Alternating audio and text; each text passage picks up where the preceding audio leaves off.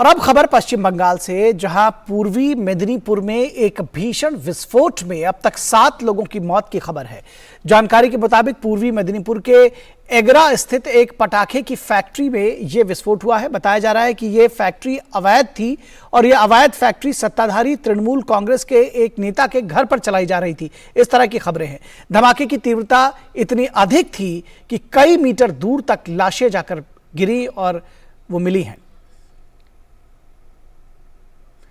ये तस्वीरें आप देख रहे हैं कितनी दूर तक लाशें मिली हैं और किस तरह से ये विस्फोट हुआ है, तो अपने आप में बयां करती हैं तस्वीरें कि कितना भीषण ये विस्फोट रहा होगा। और ये कहा जा रहा है कि ये जो पटाखा फैक्ट्री थी ये अवैध थी और तृणमूल कांग्रेस के एक नेता के घर पर संचालित की जा रही थी। बीजेपी ने इसी तरह के आरोप लगाए हैं। तो भाजपा ने पूरे मामले में सत्ताधारी पार्टी की भूमिका पर सवाल उठाए हैं। पार्टी नेता राहुल सिन्हा ने विस्फोट की निष्पक्ष जांच NIA से कराने की मांग की है।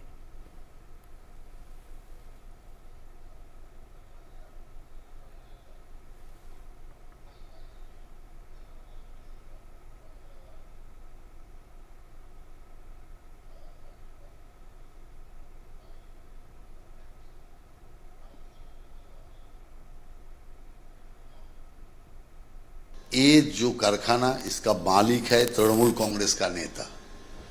2022 में इनको गिरफ्तार भी किए थे ये अवैध पटाखा कारखाना का कारण। ये छूटा कैसे? और छूट गया तो फिर पटाखा कारखाना बनाया कैसे? और हमारे संवाददाता प्रसेनजीत इस पूरी खबर पर बातचीत करने के लिए हमारे साथ कोलकाता से जुड़ रहे हैं। प्रसेनजीत, सवाल कई सारे खड़े किए गए हैं बीजेपी की तरफ से भी कि तृणमूल कांग्रेस के एक नेता की ये फैक्ट्री है और अवैध फैक्ट्री है, ये आरोप लगाया जा रहा है। ये भी कहा जा रहा है कि ये पिछले साल बंद हुए थे 2022 में, छूटे कैसे और छूटे तो ये अवैध फैक्ट्री दोबारा कैसे चालू हुई? सवाल बहुत सारे हैं।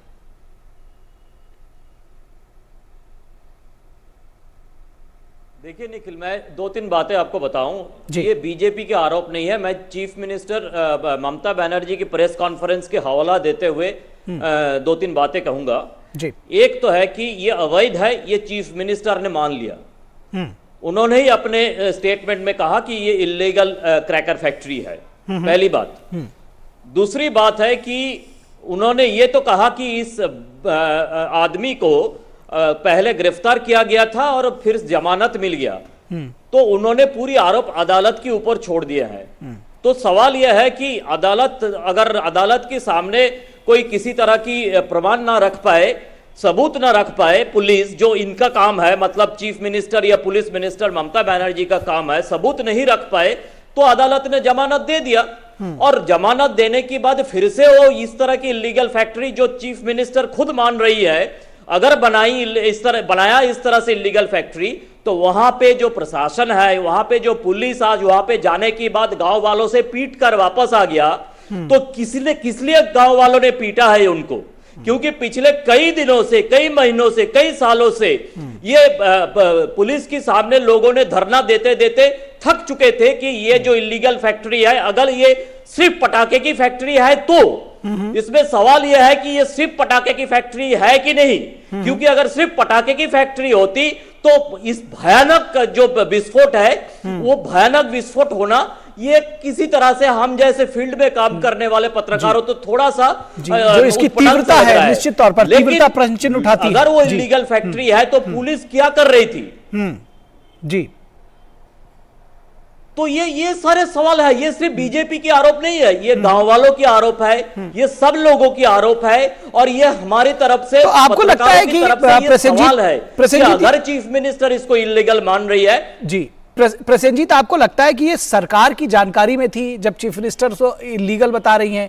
पिछली बार ये व्यक्ति पहले भी गिरफ्तार हो चुका था, तो ये माना जाए कि ये सरकार की नॉलेज में थी या कम से कम प्रशासन की शह पर तो ये चल ही रही थी, इतना तो कहा ही जा सकता है। बिल्कुल, अगर चीफ मिनिस्टर को एकदम प्रशासन के सबसे ऊपर माने और वो अगर अपने मुंह से ये बात स्वीकारे और इस बात को बताए कि वो इलीगल पटाखे फैक्ट्री, तो चीफ मिनिस्टर को मतलब प्रशासन को हर स्तर पर पता था।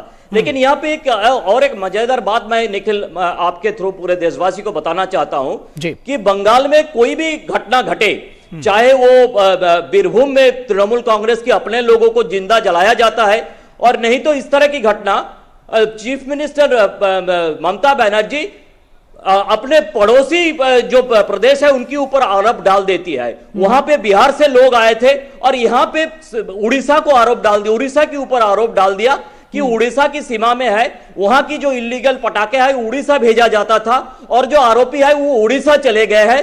अभी जिस नवीन पटनायक से वो 2 दिन पहले मुलाकात करके आई, उसी नवीन पटनायक का सारे ये दोष है कि ये क्यों वहां पे ये पटाखे फैक्ट्री इलीगल चला रहा था ये आदमी। निखिल जी, तो ये तो खैर अपने आप में सवाल बेमानी इसलिए भी हो जाता है क्योंकि जब वो पश्चिम बंगाल राज्य की सीमा के तहत अगर कोई भी चीज चल रही है तो व्यक्ति कहीं का भी हो, जो जहां संचालन हो रहा है उसके ऊपर प्रश्न चिन्ह जरूर लगाए जाएंगे।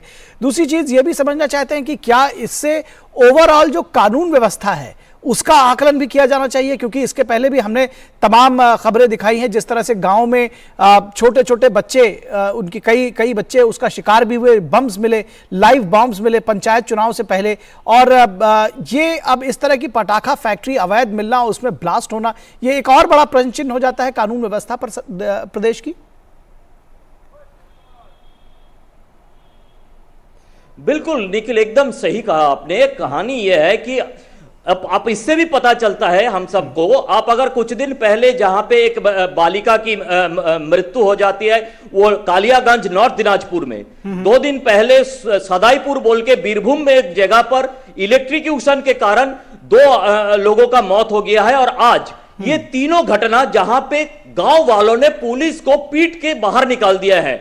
तो ये पुलिस को पीटना, ये हमारे इतिहास में, हमारी पत्रकारिता में हमने कभी देखा नहीं कि इस तरह से आम लोग, गांव के लोग किसी भी घटना में पुलिस को पीट रहे हैं। इसका एक नतीजा हम निकाल सकते हैं कि पुलिस के ऊपर लोगों की आस्था पूरी तरह से चल गए है, और इसका कारण यह है कि जिस तरह से कानून व्यवस्था कायम रखने में यहां की सरकार विफल रहे, पुलिस को पूरी तरह से राजनीति की हथियार के हिसाब से इस्तेमाल किया गया, उसकी गुस्सा लोगों ने अभी निकाल रहे हैं, जिससे आप अंदाजा लगा सकते हैं लॉ एंड ऑर्डर की स्थिति के बारे में। निखिल जी जी, चलते चलते एक सवाल और, क्या कोई गिरफ्तारी इस मामले में हुई है? प्रदेश सरकार, आपने कहा कि ममता बनर्जी ने की संज्ञान में मामला, उन्होंने स्वयं कहा कि यह फैक्ट्री अवैध है, तो कुछ कार्रवाई भी हुई है?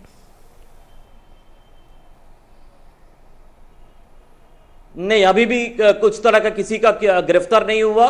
उन्होंने बता दिया कि जो आरोपी है वो उड़ीसा भाग गए हैं, और अगर बाकी कोई आरोपी रह चुके भी है वो शायद उनका देहांत हो चुका है। गांव वालों की कहना है, मैं आखिरी में बता दूं कि ये 7 जो मरने वालों की संख्या सरकारी तौर पर दिया गया है, ये मानने के लिए वो तैयार नहीं है। वो 20 या 21 की संख्या कह रहे हैं गांव वालों ने। अब रात तक पता चलेगा कि कौन मिसिंग है, क्या नहीं है। निखिल जी जी जी जी, निश्चित तौर पर यह संख्या बढ़ सकती है, और जैसा कि आपने कहा कि यह सरकारी आंकड़ा है और गांव के लोग ये कह रहे हैं कि यह संख्या 20 से 21 हो सकती है, तो ये समझा जा सकता है कि कितना बड़ा ये ब्लास्ट था। और जिस तरह से आपने बताया कि अवैध फैक्ट्री चलाई जा रही थी, ये बात मुख्यमंत्री स्वयं स्वीकार कर रही हैं, तो ये एक बड़ा मामला है।